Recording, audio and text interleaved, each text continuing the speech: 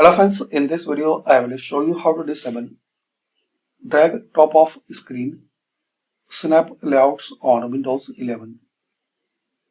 So firstly open settings.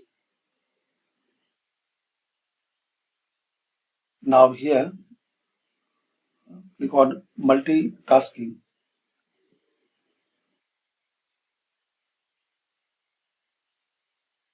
Now open this drop down and here is the option show snap layouts when I drag a window to the top of my screen.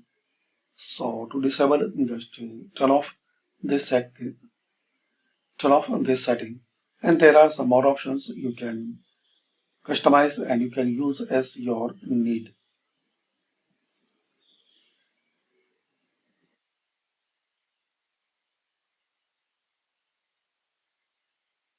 So thanks for watching.